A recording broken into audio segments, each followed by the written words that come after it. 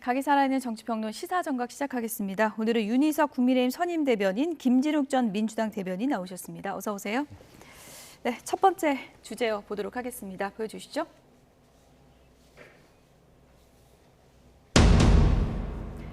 네, 김홍일 방송통신위원장 오늘 오전에 물러나겠다, 자진 사퇴 의사를 밝혔습니다.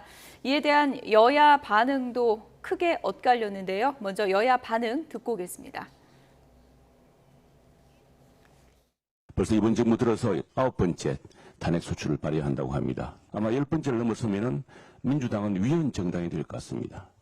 헌법 소추를 이용한 비열하고도 헌법 파괴, 헌정 파괴 공작을 일삼는 정당이 되고 있습니다.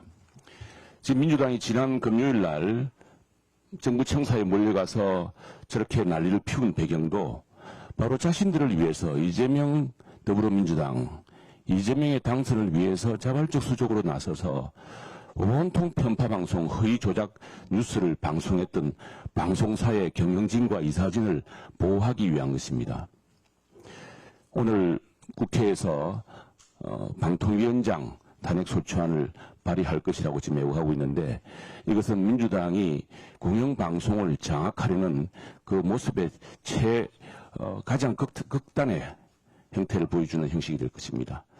지난주 우리 국민은 김홍일 방통위원장의 방송 장악 쿠데타 기도를 똑똑히 지켜보셨습니다. 공영방송을 정권의 나팔수 또는 꼭두각시로 만들려는 시대착오적 망상에 사로잡힌 윤석열 정권의 민낯을 똑똑히 목격했습니다. 민주당은 이들의 반헌법적, 반민주적 폭거를 결코 용납하지 않겠습니다. 방송 장악 쿠데타를 기도한 김홍일 방통위원장이 탄핵을 피하려고 꼼수 사퇴했습니다. 당당하게 쿠데타를 하더니 자신이 처벌받는 것은 무섭습니까? 그렇게 옹졸한 사람을 무엇을 믿고 방송 장악 쿠데타를 벌였습니까? 사퇴를 해도 잘못이 사라지는 것이 아닙니다. 방송 장악 쿠데타에 대해 반드시 죄를 묻겠습니다. 네, 오늘 속보 보면서 방송통신위원장이 또 물러나나? 이런 생각하신 분들 있을 것 같거든요. 그 배경이 어떤 걸까요? 지금 김홍일 위원장으로 바뀐 이후에 한 6개월 정도 됐는데 방송 3법 이런 것을 민주당에서 통과시키려고 하는 과정, 항상 공영방송이 문제가 되는데 공영방송 이사진을 바꾸겠다는 계획안을 의결을 했습니다. 그러니까 이제 민주당에서는 그 전부터 공영방송 장악하려는 방통위의 행위를 막기 위해서 그럼 방통위 행정 기능을 안 하게 할 수 있는 방법은 뭘까? 지금 방통위가 정원이 5명인데 2명밖에 안 돼 있잖아요. 그럼 위원장을 탄핵 의결을 해서 탄핵이 발의가 되는 순간 직무가 정지가 되죠. 방통위가 기능을 못하게 되니까 방통위에서 아무 일도 못하게 하게 되면 지금 공영방송 이사진 바꾸는 작업이 이루어질 수가 없다. 이런 계산으로 이동관 전임 방통위원장 시절부터 계속 탄핵 카드를 들고 나오는 거죠. 그러니까 탄핵이라는 것을 우리가 그 엄중함을 생각하면 이게 그렇게 쉽게 나올 수가 없는 건데 단순히 어떤 행정기관에 일을 하지 못하게 하는 방법으로 헌재에서 탄핵 결정이 나오기 전까지는 직무가 정지되고 사퇴도 못하니까 완전히 좀비처럼 만들겠다는 거예요. 이게 지금 두 번째 방통위에서만 계속되고 있다. 불가피한 사퇴 결정을 김홍일 전 위원장이 할 수밖에 없었다. 이렇게 말씀드리겠습니다. 저쪽에서 탄핵 카드 꺼내면 우리에게는 사퇴 카드가 있다. 이렇게 지금 반복되는 그런 건데 민주당에서는 이게 꼼수 사퇴다. 이렇게 이제 비판을 하고 있더라고요. 사실상 꼼수 사퇴죠. 왜냐하면 탄핵을 피하기 위해서 또 김홍일 방통위원장이 오늘 이제 전격적으로 사퇴를 한 거 아니겠습니까? 그런데 김홍일 위원장 같은 경우에 검사 출신으로서 국민권익위원장으로 임명된 지 5개월 만에 방통위원장으로 옮겼어요. 근데 그때 당시에 이 방송통신 정책에 대해서 잘 모르는, 그동안 검사 생활만 하셨던 분이 국민권익위원장까지는 뭐 이해를 됩니다만 방통위원장으로 옮겼을 때 뭔가 속에 목적이 있지 않았었을까? 그러면 그 목적이 뭐냐라고 봤을 때 이번에 확인이 된 거죠. 공영방송을 장악하기 위한 시도였겠구나. 그리고 그 임무가 완전히 그 마무리가 되자마자 이제 더 이상 자신에게 할 일이 없다라는 식으로 지금 사퇴하고 나간 거 아니겠습니까? 이번에 지난주에 새 그 박문진 이사 교체 선임 그 계획을 통과시켰을 때 이것도 사실은 위법성이 있었어요. 왜냐하면 회의를 진행한다거나 안건을 상정시키기 위해서는 예. 이틀 전에 회의를 미리 통보하고 안건을 상정시켜 통보해줘야 되는데 그런 과정을 전혀 안 했다. 기습적으로 상정하고 의결해서 통과시켰어요. 그리고 나서 그 부분에 대해서 민주당이 문제를 제기하니까 그 문제 제기라는 것이 이제 탄핵의 방식이었죠. 그러고 나니까 오늘 급작스럽게 사퇴 카드를 들고 나온 건데 이렇게 사퇴 카드를 들고 나왔을 때 또 대통령께서도 이거를 그냥 바로 결재하지 않습니까? 앞으로 계속해서 이런 방식으로 중요한 국가 정책을 담당하고 있는 기관의 수장을 예. 이런 방식으로 계속해서 선임하고 또 사퇴하고 이렇게 하면은 정상적인 국가기관 운영이 되겠냐? 방송통신위원회도 그렇고 지금 국민권익위원회도 마찬가지 상황인데 네. 이런 방식은 매우 비정상적인 방식이다라는 말씀 좀 드리고 싶습니다. 예. 박찬대 원내대표는 사퇴한다고 끝이 아니다. 방송 장악 쿠데타 이거 반드시 밝혀내겠다 이렇게 벼르고 있더라고요. 박찬대 의원이 그런 말씀을 할 수 있는 위치인지 다시 한번 돌아봐야 합니다. 문재인 정권 시작하자마자 민주당에서는 방송 장악을 위한 세미나를 열어서 아주 구체적인 형태의 방법들을 서로 논의했고 그 자료가 다 이미 나와 있습니다. 그렇게 치밀하게 방송 장악 계획을 실현한 결과 KBS를 비롯해서 공영방송 이사진 다 쫓겨났고요. 그 이후에 그분들이 소송을 제기한 적이 있어요. 해임 처분 취소하라는 법원 판결까지 나왔습니다.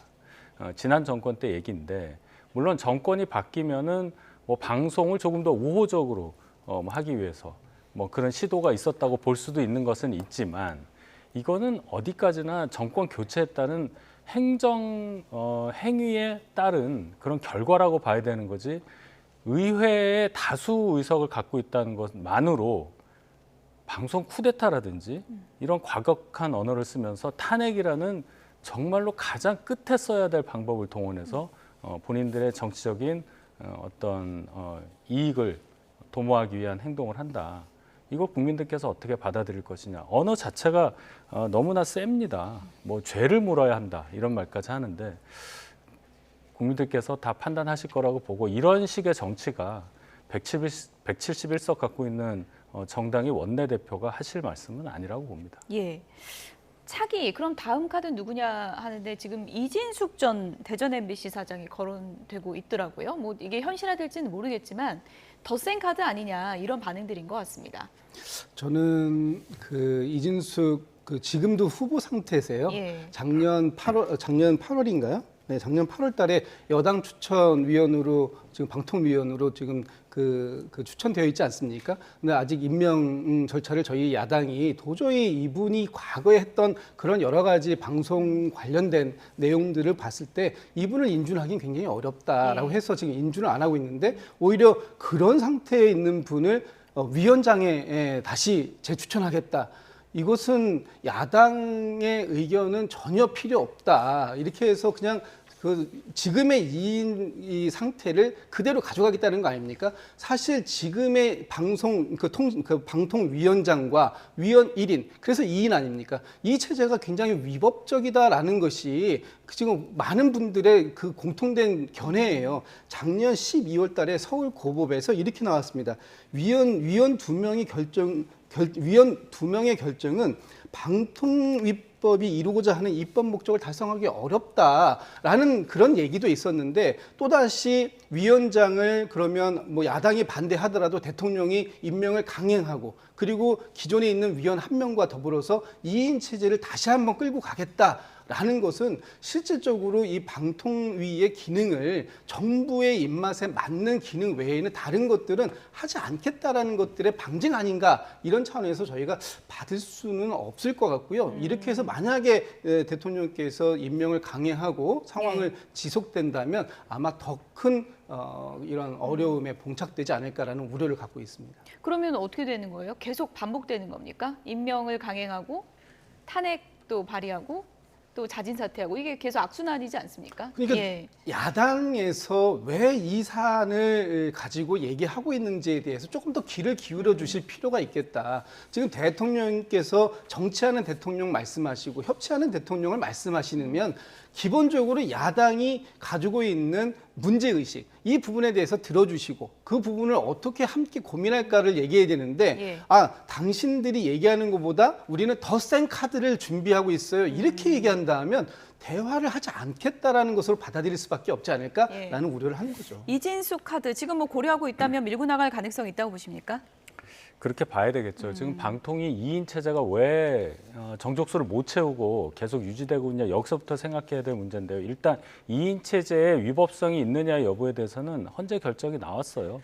방통위 의결사항이 결코 위법하지 않다는 결정이 나왔으니까 2인 체제가 위법성이 있다는 얘기는 이제 더 이상 필요가 없는 얘기고, 그럼 왜 5명을 안 채우냐? 5명을 채우기 위해서는 야당 추천 위원도 필요합니다. 그런데 직전에 민주당에서 추천한 분이 지금 국회의원으로 다시 국회에 들어간 최민희 의원이란 말이에요. 최민희 의원이 방통위원으로서 부적격하다. 즉 허위사실 유포로 선거법 위반, 그래서 피선거권이 박탈된 경력이 있었던 그런 분을 추천한 야당에 대해서 이걸 어떻게 하느냐. 그래서 임명을 안 했었던 거 아닙니까?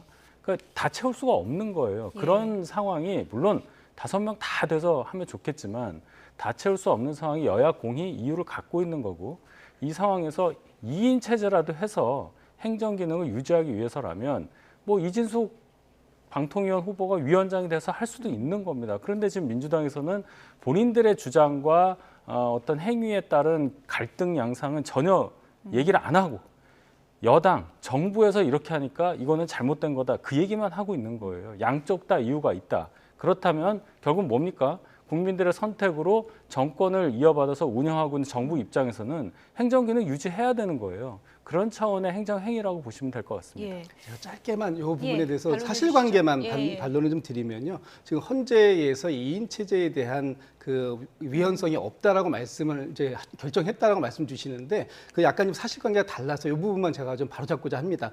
당시에 헌재가 결정할 때는 김현 지금 그 의원까지 해서 방통위원이 3인이었어요. 그 중에 2인이 찬성을 해서 통과가 됐기 때문에 3명 중 2인의 찬성이 있었겠다는 것이 위헌이 아니다라는 그 판결을 한 것이지, 2인 체제에 대한 그 위헌이 아니다라는 얘기를 한 것은 아니다라는 반론을 좀 꼭 드리고 가야 될 것 같습니다. 지금 뭐 여야가 대립하고 있는 부분 중에 하나가 또 최상병 특검법인데요. 최상병 특검법이 상정되면 국민의힘에서는 지금 필리버스터 하겠다, 이런 입장을 밝혔습니다. 들어보시죠. 오늘부터 3일간 대정부 질문을 하게 되어 있는데, 이때 안건 상정을 한다는 것은 여야 간에 합의도 없고 민주당이 원하는 대로 국회의장이 함께 편성해서 동조하면서 안건을 강행 처리하려고 하는 것이다. 그래서 거기에 대해서 강한 항의를 할 것입니다. 그리고 만약에 안건 상정이 강행이 될 경우에 저희들은 거기에 무제한 토론으로 대응할 예정입니다. 국민의힘이 개혁법안 처리를 방해하기 위해 필리버스터를 할 거라는 소리도 들립니다. 분명히 경고합니다. 행정부의 폭주를 견제할 생각은커녕 대통령 부부의 방탄에만 힘을 쏟는다면 국민이 용서하지 않을 것입니다. 국민을 대리하는 국회의원이 권력 눈치나 보며 민심을 배신한다면 국회의원 자격이 없습니다. 네, 필리버스터 한다는 거는 무제한 토론한다는 건데, 일단은 시간을 좀 벌어보겠다, 이런 전략입니까? 뭐 시간을 번다기보다는 저희가 국회에서 제도의 틀 안에서 할 수 있는 방법이 여러 가지가 있겠지만은 지금까지 이렇게 밀어붙이는 민주당에 대항하기 위한 마지막 방법이 저겁니다. 이번 임시국회가 4일까지인데요. 내일 모레까지죠. 그 안에 지금 민주당은 뭐 양당이 서로 합의하지 않은 의안까지 올려서 본회의 통과까지 생각을 하고 있고, 또 제일 중요한 이 법에 대해서 지금 처리를 하겠다, 이 특검법에 대해서 이렇게 나오고 있기 때문에 저희 입장에서는 뭐 4일이든 뭐 5일이든 뭐 국회 회기에 관계없이 저희의 의지를 보여주는 차원에서라도 이 행위에 대한 정당성을 찾는 것이고요. 이렇게 해야 저거 할 때 의원들 좀 기록도 막 세우지 않습니까? 그렇죠. 뭐 올해 누가 올해 하나 하는 건데, 뭐 그런 기록 차원보다도 적어도 저희가 많이 졌습니다, 이번 총선에. 그렇지만 지역구 투표만 보더라도 45%의 국민들은 저희를 지지를 했어요. 그 45%에 해당하는 국민들을 위해서라도 저희의 의지를 국회 안에서 구현하는 그런 과정을 보여드려야 한다는 것이 저희의 의무라고 생각합니다. 예. 일단은 필리버스터 이어가겠다. 지금 국민의힘의 전략인데 이거를 야당이 막을 수 있는 거죠? 어떻게 할 수 있는 겁니까? 네, 절차상? 막을 수 있습니다. 예. 절차상 재적의원의 3분의 1 이상이 서명으로 종교를 동의하면 예. 24시간 뒤에 재적의원 5분의 3 이상의 찬성으로 종결할 수 있습니다. 예. 지금의 야당의 숫자로도 예. 충분히 종결이 가능한 숫자입니다. 그렇기 때문에 예. 이 부분에 대해서는 저희가 단순히 시간을 좀 연장해 보려고 하는 그런 게 아니냐라고밖에 볼 수 없고요. 지금 그 7월 19일이 최혜병의 사망 1주기 되는 날입니다. 그리고 저희가 이렇게 서두르는 이유가 작년 7월부터 통신 기록이 1년 동안 보관되는데 이번 달 말일 되면 통신 기록이 이제 더 이상 저희가 그 기록을 갖고 싶어도 확인하고 싶어도 확인할 길이 없습니다. 그렇기 때문에 특검을 빨리 통과시켜서 특검에서 강제적으로라도 이 통신 기록들을 확보하는 이런 차원들이 굉장히 중요한 것이거든요. 예. 어제 국민들께서 국회 운영위 전체 회의를 보셨는데 예. 운영위에서 나와 있는 그 번호 하나, 대통령실과 관계되어 있다고 하는 800-땡땡땡땡 번호, 예. 그 번호 하나의 사용자를 확인하는 것도 사실상 어려움이 있다. 그런 상황이기 때문에 특검을 통해서 그 번호가 누가 사용했던 것인지라는 이런 여러 가지 상황들을 확인하기 위한 그런 과정들, 특검의 필요성을 어제도 확인했기 때문에 이번에 이렇게 아무리 시간을 좀 끄신다고 하더라도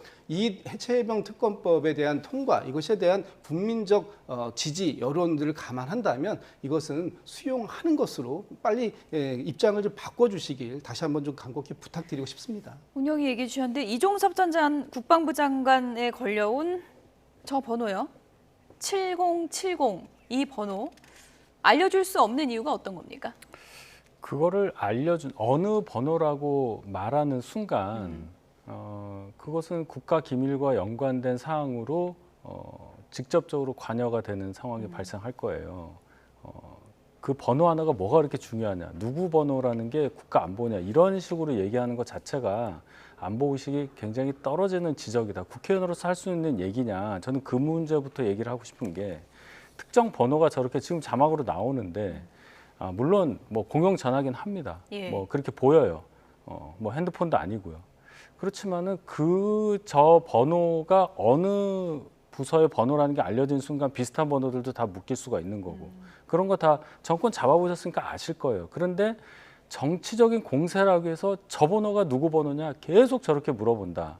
아까 1년 동안 통신 기록이 보존되는 거기 때문에 1년 안에 특검을 해야 된다는 말씀하셨는데, 이미 공수처 수사 통해서 또 언론 보도를 통해서 누가 누구와 몇 분 동안 통화했고 몇 분 후에 누구와 통화했고 이거 다 알려져 있는 사실이에요. 그냥 구실에 불과하다고 봐요. 우리가 번호 자체를 뭐 알 필요는 없는 거 아닙니까? 누구와 누구 간의 통화가 있었냐, 이게 유의미한 정보인데 그 유의미한 정보를 다 얻을 수가 없는 상황, 그것을 마치 이 번호를 안 알려줘서 그런 것처럼 얘기하는 것, 그거야말로 국민들의 어떤 인식을 흐트러지게 하고 사실관계를 호도하는 것이라고 저는 봅니다. 천하람 의원은 뭐 김건희 여사나 김건희 여사의 지휘를 받는 인물 번호 아니냐, 왜 이렇게 필사적으로 지금 이 번호를 지키느냐, 이렇게 또 반문을 했더라고요. 지금 방금 전에 우리 윤 대변인께서 이런 말씀 주셨어요. 누구와 통화했느냐가 굉장히 중요하다, 이런 말씀 예. 주셨지 않습니까? 그렇기 때문에 이 번호를 누가 사용했던 번호인가 하는 것을 따져 묻는 것입니다. 예. 사실 어제 천하람 의원도 얘기했고요. 이미 대통령실의 많은 번호들이 우리가 그냥 단순한 검색 몇 개만 해도 확인될 수 있을 정도로 많이 오픈되어 있는 예. 것도 있다. 그리고 어차피 지금 제가 볼 때는 이 7070 이 번호는 예. 영구 결번시키지 않는 한 도저히 이 번호 가지고 사용할 수 있겠습니까? 그래서 불가능하다. 근데 이 번호가 왜 중요했냐? 이 번호를 왜 지금 대통령실에서는 누가 사용했는지 확인조차 안 해주느냐라는 것. 어제 그 민주당의 이소영 의원이 이렇게까지 얘기했어요. 이렇게 해서 대중적으로 공개하는 게 불편하다고, 이게 기밀사항이라고 하시면 여야의 국회의원 1인씩이 그냥 육안으로 확인할 수 있게만 해달라. 그거조차도 거부하셨습니다. 그랬다는 것은 이 번호가 누군가 매우 중요한 사람이 사용한 것이다라는 국민적 이 불신만 깊어지게 할 뿐인데 왜 대응을 이렇게 하시는지 잘 모르겠다라는 거예요. 오히려 이 부분에 대한 의혹이 더 깊어지기 전에 빨리 이 부분을 털어내고, 그러나 그분이 통화를 한 내용은 다른 내용일 수 있지 않느냐, 오히려 그런 대응이 맞는 거 아닐까요? 이 자체를 누가 썼는지도 이미 쓴 사람은 있는데 쓴 사람을 확인시켜주지 않는 거, 이건 굉장히 큰 문제가 있다라고 보여집니다. 네. 그러면 이번 후 영구 결변 진짜 되는 건가요? 뭐 그렇게 예. 볼 일은 아니고요. 예. 제가 방금 말씀드렸지 않습니까? 자, 7070이 누구 번호라고 알게 되면 7071, 지금 7072. 걸면 이게 발신이 안 되나 보죠? 이 글쎄요. 번호가? 뭐 예. 제가 제가 거기까지는 한번 모르기 걸어보진 때문에. 않았습니다만. 예. 어쨌든 번호가 누구 번호냐, 그 번호를 실제 이용한 사람이 누구냐하고는 또 다른 문제예요. 그렇지 않습니까? 제가 말씀드린 거는 누구와 누가 통화했냐가 중요하다는 말씀드린 것은 통화 기록만 갖고도 알 수 없는 거예요. 우리가 통화를 다 녹음을 하고 있지 않기 때문에. 그래서 이런 물리적인 한계가 있으니까 번호에 자꾸 집착하면서 정치공세하지 마시라는 그런 말씀이었습니다. 예. 어제 운영위에서는 김건희 여사 명품백 수수 의혹과 관련해서도 공방이 있었는데요. 어떤 얘기가 있었는지 들어보시죠. 김건희 여사 명품백 수수에 대해서 대통령 기록물이라고 보십니까? 대통령 기록물 여부에 대한 판단은 아직 그 시기가 도래하지 않았습니다. 건의계에서 때문에 대통령 기록물이라고 했습니다. 묻는 말에만 답변해 주십시오. 건의계에서 대통령 기록물이라고 했는데 그렇다면 언제부터 어디에 어떻게 어떤 설명 태그를 붙여서 보관되고 있는지 알고 계십니까? 저는 대통령실에서 보관되고 있다는 것을 알고 있는데 장소를 미루어 짐작하고 있습니다. 그렇다면 저희가 대통령 기록물 확인을 하기 위해서 현장을 방문하고 싶은데 협조해 주실 의향이 있으십니까? 이거는 국가안보랑 아무 상관이 없지 않습니까? 글쎄요, 국가안보랑 상관이 없다고 단언드리기가 어려운 문제 같습니다. 국가안보랑 상관이 없다고 단언을 드리기가 어려운 문제 같다. 상당히 좀 정무적인 답변 같은데 어떻게 해석하셨습니까? 저건 보여주기 싫다는 얘기지 않습니까? 보여주기 싫다. 예, 예. 지금 대통령과 대통령 그 영부인에 관련된 얘기는 대통령실에서는 거의 무슨 영리를 건드리는 것 같은 그런 느낌처럼 방어를 하고 계세요. 철통 방어를 하려고 하시는데 지금 어제도 저 말씀 이후에 윤건영 의원이 바로 반박을 했습니다. 그러니까 대통령 기록물법 위반이다라는 거예요. 2022년도에 받은 선물 또는 어떤 그 대통령 기록물이 되려면 이것이 23년도 5월까지 대통령 기록관에 통보가 돼야 되고요. 대통령 기록관에서는 8월 말까지 이거를 기록해야 됩니다. 그러나 그런 행위를 하질 않았어요. 그렇다는 것은 지금 대통령실이 스스로 대통령 기록물법을 위반하고 있다는 것을 방증하고 있다. 그런 것을 어제 확인시켜 준 것이다. 이렇게밖에 볼 수 없습니다. 대통령실에서 보관은 하고 있다고는 하는데 대통령 기록물로 보느냐는 그 질문에는 명확한 답변은 하지 않았거든요. 어떻게 해석해야 될까요? 아직까지 그 예. 판단을 그렇게 얘기했잖아요. 판단을 할 시기가 도래하지 않았다. 예. 그러니까 대통령 기록물이라고 판단 안 했으면 말씀하신 대로 위법사항이 없는 거예요. 그렇죠? 기록물을 판단을 해야 그거를 하는 거니까요. 기록물이 아니라면은 뭐 전혀 의미가 없는 얘기고 아마 그 정도의 판단을 하고 있는 걸로 보입니다. 보관은 하고 있는데 이게 대통령 기록물이라고 확실히 보지 않기 때문에 통보를 안 한 걸로 보이고 그러면은 나중에라도 그런 판단하면은 법 위반이야. 그건 그때 가서 이제 생각해 봐야 될 문제라고 보고 이거를 용산 대통령실까지 가서 실물을 꼭 봐야 되겠다. 이런 식으로 이제 막 압박을 하는 야당의 입장에서는 당연히 이걸 통해서 또 얻는 게 많이 있겠죠. 뭐 여러 가지 보는 과정도 국민들께 공개가 될 거고 언론에서 많은 질문이 날 거고 이렇게 정치적인 공세를 위해서 이 사안을 이용하시지 마시라 그런 말씀을 드리고 싶습니다. 예. 이번엔 국민의힘 전당대회 얘기로 넘어가 보도록 하겠습니다. 다음 주제어 보여주시죠.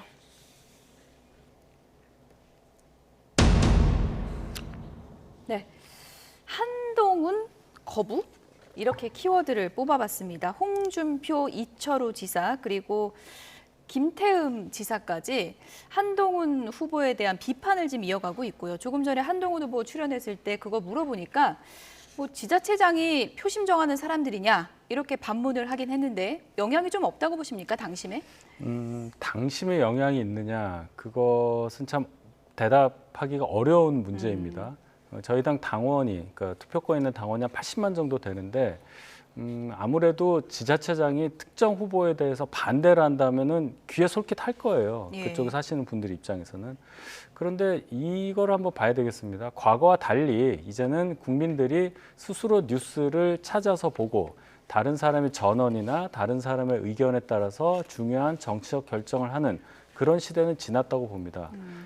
그 중요한 어떤 증거가 될 수 있는 사례가 작년에 있었던 저희 전당대회 때도 당심이 과연 어떻게 되는지 알 수가 없기 때문에 지지층 대상으로 한 여론조사를 굉장히 많이 했고 그것을 기반으로 분석을 많이 했는데 결국 김기현 후보가 당선이 되는 과정에서 당선이 됐었던 그 수치, 득표율이 여론조사 결과에 근거한 분석과 다르지 않았습니다. 그렇다면은 국민 일반들은 대단히 그 주체적인 정책 판단을 한다. 다만 자치단체장들이 한 분도 아니고 여러분들이 이렇게 한동훈 후보를 공격하는 모양새가 어떻게 보면은 한동훈 후보에 대해서 어떤 동정론 이런 것도 나올 수 있는 상황이라는 것을 제기하는 분들도 있다. 이런 말씀까지 드리겠습니다. 네. 이른바 뭐 어디 가도 만나주질 않고 뭐 왕따 프레임이라 그러나요? 그런 걸 지금 이어가는 모양새인데 이게 뭐 표심에는 오히려 말씀하신 것처럼 동정표가 쏠릴 수도 있다 이런 분석도 있고요. 어떻게 흐름이 있을 거라고 보십니까? 아직은 흐름이 이제 완전히 잡힌 건 아닌 것 같아요. 이제 초반이니까 예. 아직도 한 20여일 남았기 때문에 조금 더 지켜봐야 되겠습니다만 지금 당심과 민심 사이에선 괴리가 있는 것 같아요. 지금 이제 당심이라고 제가 말씀드린 거는 예. 예를 들면 홍준표 대구시장이라든지 예. 이철우 경북지사 또 요번 그 아까는 이제 김태흠 충남지사까지 네. 있었는데 이장우 대전시장도 예. 비슷한 말씀을 하시는 것 같아요. 그러니까 단체장들께서 말씀하시는 게 과연 당심을 대표할 수 있느냐 하는 부분은 차치하고 예. 어느 정도의 당심에서도 반대 의견은 있는데 결과적으로 보면은 이게 한동훈 대세론을 꺾을 수 있을 정도의 강한 바람이 될 것이냐 방패가 될 것이냐라고 본다면 그거는 좀 어렵지 않을까. 이미 한동훈 후보에 대한 평가는 대통령께서 지금 낮은 국정의 지지율을 보이고 있는데 이런 상태로 가서는 다음번 그 대선에서 뭔가 정권을 다시 가져오기 어려운 정권 재창출하기가 어렵기 때문에 이제부터는 대통령과 일정한 정도의 거리를 두고 가야 되는 한동훈 후보가 조금 더 좋은 거 아니냐라는 평가들이 나오겠는 것 같거든요. 그런 평가들이 배신자 프레임만 가지고 과연 그 바람을 대세론이라는 바람을 흔들 수 있을까 하는 부분에 있어서는 조금 저는 좀 부정적으로 보는데 아직 시간이 좀 남아있기 때문에 이번 주도 좀 한번 돌아볼 필요는 있을 것 같습니다. 네. 3대1 구도로 지금 한동훈 후보를 견제하고 있는 이 4명의 후보들 오늘 비전 발표회가 오전에 있었습니다. 어떤 얘기들이 나왔는지 잠시 듣고 오겠습니다. 이제 현명하고 똑똑하게 싸워야 합니다. 총선 참패의 쓰나미 속에서도 살아남았습니다. 이제 전장은 국회입니다. 국회를 모르면 의회 독재의 속수무책입니다. 민심을 잘 아는, 싸울 줄 아는, 그리고 이겨본 5선 수도권 원내에 있는 당대표의 지혜와 전략이 필요합니다. 당과 대통령이 싸우면요, 그 의도야 아무리 좋았든 간에 결국 당은 깨지고 정권을 잃습니다. 우리는 여러 차례 역사적 교훈이 있습니다. 저는 신뢰에 기반한 활력 있고 생산적인 당정관계 이끌겠습니다. 이를 위해 레드팀, 쓴소리팀을 만들겠습니다. 우리 현재도 우리 당은 처절한 반성 없이 그냥 공동묘지의 평화처럼 사실상 죽어 있습니다. 책임을 묻는 사람도 책임을 지는 사람도 한 사람도 없습니다. 사실상 이 당의 미래가 없습니다. 우리는 분노해야 합니다. 정말로 뜨겁게 분노해야 됩니다. 개멸적 참패에 분노하고 책임지지 않는 모습에 분노하고 그리고 반성하지 않는 모습에 분노해야만 합니다. 대한민국의 보수의 구심점은 국민의힘입니다. 정권 재창출의 주역도 국민의 힘이어야 합니다. 후반전 0대3으로 뒤지고 있습니다. 저는 역전승을 위해서 공격수 늘리고 포메이션 바꿔보자고 제안한 겁니다. 그렇게 해봅시다. 0대 3으로 지고 있는데 수비수 늘리고 지금같이 똑같이 하면 무조건 집니다. 후반전 4대 3 역전극을 반드시 이뤄내겠습니다. 네, 오늘은 이렇게 4명의 후보들이 또 나란히 만났는데 악수를 반갑게 했을지는 저는 잘 모르겠고요. 화면을 못 봐서. 어쨌든 조금 전에 한동훈 후보 얘기를 좀 들어봤더니 원희룡 후보나 나경원 후보 공세에 대해서 대응하지 않으려고 하는 모습이 보였거든요. 참겠다 이렇게 얘기했어요. 이것도 전략입니까? 전략이 될 수 있죠. 이게 예. 사실은 당내 선거가 훨씬 더 치열하고 어떤 면에서는 참 가혹합니다. 그 내부자들이기 때문에 정보를 더 잘 안다는 차원, 그래서 더 아픈 부분을 찌를 수가 있는 건데 어제까지 있었던 각 후보들의 서로 간의 공방전을 보면 당내에서 저렇게까지 할 수 있어? 하는 얘기가 분명히 나올 수가 있는 건데 한동훈 후보 입장에서는 대응하는 게 전략적으로 옳지 않다고 아마 판단했을 가능성도 있고 다른 후보들도 마찬가지일 겁니다. 예. 오늘 비전 발표회, 성격이 비전 발표이기 때문에 그랬을 수는 있지만은 그래도 오늘은 상대방을 공격하는 뉘앙스의 발언은 없는 걸로 보여서 제 입장에서는 다행이라고 생각을 하고 앞으로 선거전이 이제 치러지면 또 이게 다시 서로 비방할 수 있는 여지가 좀 있을 수 있습니다. 그런데 단 하나 생각해야 될 것은 서로 간의 비방이 아닌 비판이 돼야 한다는 점, 그 점에 이번 전당대회 화두가 되기를 바라는 마음입니다. 한동훈 후보 하면 싸움에서 안 지는 사람이잖아요. 뭐 싸움닭 이미지도 있다고 하는데 지금 본인의 이미지, 그러니까 야권과의 싸움과는 다른 전략으로 내가 해야겠다 이런 판단을 한 것 같다는 느낌이 들더라고요. 그러니까 프레임을 전환하는 거죠. 예. 지금 본인에게 3대 1로 본인을 포위해놓고 네. 배신자라는 프레임을 자꾸 뒤집어 씌우고 있잖아요. 근데 거기에 맞대응을 하는 것은 결국은 본인이 스스로 배신자 프레임에 빠져들어가는 꼴이 되기 때문에 오히려 오늘처럼 이 당의 미래를 얘기하는 쪽으로 완전히 자기는 이 프레임을 돌려놓는 예. 그런 방식이 되는 것 같은데 오늘은 그렇게 피해갔을 수 있을지 모르지만 이제 남아있는 변수가 6번의 TV 토론이 있거든요. 이 TV 토론에서도 과연 이렇게 오늘처럼 빠져나갈 수 있을까? 끝까지 참을 수 있을까? 참을 수 있을까 예. 하는 부분을 보면 이제 남아있는 TV 토론이 중요한 관전 포인트가 될 것이다라고 보여집니다. 참을 수 있을까요? 국회에서 보여줬던 장면이 있잖아요. 적어도 어떤 막 화를 낸다거나 그래도 안 감정이 참지 흐트러- 않습니까? 보통? 그러니까 그것이 이제 국민들께서 보시기에 예. 이제 판단하실 영역인데 적어도 이게 감정이 흐트러지는 모습까지는 안 가는 한동훈 후보의 모습을 봤고 그건 뭐 상대적인 얘기니까요. 방송 토론 한번 지켜보시죠. 예. 국민의힘 전당대회가 어쨌든 이제 3대 1 구도로 굳어져가는 상황에서 또 어떤 변수가 있을지 좀 지켜보도록 하고요. 저희가 민주당 얘기로 좀 넘어가 보도록 하겠습니다. 보여주시죠.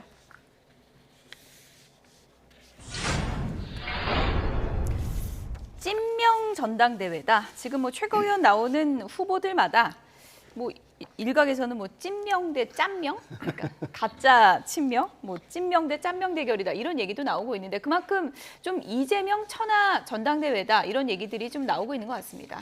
지금 이번 총선의 압승 이후에 치러지는 전당대회고 국민의힘과는 아마 전당대회의 성격 자체가 완전히 다른 네. 전당대회를 치르고 있는 것이고 또 이재명 대표의 연임이 사실상 기정사실화되면서 이재명 대표와 함께 당을 어떻게 운영해 나가겠다라고 하는 그런 경연대회의 장처럼 지금 이제 되어가고 있는 거잖아요. 그러다 보니까 뭐 친명이냐, 찐명이냐, 아니면 짠명이냐 이런 얘기가 나오는데 사실 저는 이런 단어들은 우리 민주당의 전당대회를 좀 희화화하는 셈이 될 것이고 예. 오히려 당의 그 비전 그리고 우리도 지금 사실 가만히 있는다고 해가지고 다음번 지방선거 혹은 다음번 대선을 무조건 우리 민주당이 가져올 것이다라고 기대하는 예. 당원들은 없어요. 당이 확실하게 변화된 모습을 보여줘야 되고 또 지금 윤석열 정부가 무능 뭐 무대책 뭐 이런 식으로 우리가 민주당이 많이 비판을 하는데 예. 그렇다면 우리는 어떤 대안을 가지고 있는가 어떤 모습을 국민들께 보여드릴 수 있는가 특히 지금 원내의 절대 다수당을 차지하고 있는 입장에서 뭔가 대안 세력으로서의 모습을 확실하게 보여주는 그런 게 필요한데 그런 비전을 조금 더 말씀들을 나눌 수 있는 그런 자리가 되어야 되는데 지금 이재명 대표와의 가까운 관계 이것만을 얘기해서는 좀 국민들께 그런 모습을 좋은 평가를 받기엔 좀 어렵지 않을까. 오늘 이제 막 시작이 있는 단계이기 때문에 그렇습니다만 앞으로 이제 후보 등록하고 나서 본인들이 정견 발표회를 한다든지 할 때는 예. 이재명 대표를 빼고 본인들의 말씀들 좀 많이 하셨으면 좋겠다라는 말씀도 좀 드리고 싶습니다. 출마 선언문에 차기 대선 집권 비전이 담길 것이다 이런 얘기들이 들리더라고요. 네, 이재명 대표는 뭐 차기 대선을 향해서 가는 분이니까 당연히 이번 전당대회를 차기 대선 전초전처럼 할 거라고 이제 보는데 예. 민주당이 이렇게 대표 후보조차 못 구해서 활력 없는 전당대회를 치른다는 것 자체가 엄청나게 큰 문제라는 걸 알아야 됩니다. 이유는 뭐 이재명 대표가 워낙 뛰어나서 아버지처럼 추앙받아서도 있지만은 마치 집권한 것처럼 지금 계속 행동하기 때문이에요. 국회 권력을 가진 것은 사실입니다만은 행정권은 엄연히 국민의힘 그리고 윤석열 대통령이 지금 재임하고 있고 임기 반도 지나지 않았습니다. 행정권까지 내놓으라 하면서 거칠게 몰아붙이는 상황에서 내부자들이 이재명 대표와 조금이라도 생각이 다른 분들은 의견을 내놓을 수가 없는 거죠. 세상에 어떤 당대표 연임을 하는데 아무도 안 나가려고 해서 찬반 또는 추대 얘기가 나오겠습니까? 현대 한국 정치사에서 있을 수 없는 얘기가 나왔는데 이 부분은 두고두고 민주당의 발목을 잡을 상황이다. 저는 그렇게 봅니다. 예. 그래서 지금 분위기는 어떤가요? 찬반 투표로 가는 건가요? 아니면 지금 누구라도 좀 나올 분위기가 감지가 됩니까? 지금 이제 후보 등록일이 다음 주 9일, 10일 이틀로 예. 발표가 됐습니다. 아직까지 뭐 한 일주일 정도의 시간은 있는데요. 지금 김두관 의원께서는 고심 중에 계신 것 같아요. 그리고 지금 말씀 주셨습니다만 우리 당에서 누구를 나오지 말아라고 말린 적은 없어요. 그런 분위기가 있을 수는 있지만 그래서 김두관 의원 같은 경우에 지금 굉장히 그 고심도 있으시고 또 의지도 있으신 것 같아요. 뭐 이런 분들이 어쨌든 참여해 주신다면 전당대회가 조금 더 활력을 갖고 민주당의 전당대회도 많은 국민들께서 지켜볼 만하다. 이런 평가를 해주시지 않을까 좀 기대해 보겠습니다. 네, 전국 소식 여기까지 줄이겠습니다. 지금까지 윤희석 국민의힘 선임 대변인 김진욱 전 민주당 대변인 두 분이었습니다. 고맙습니다.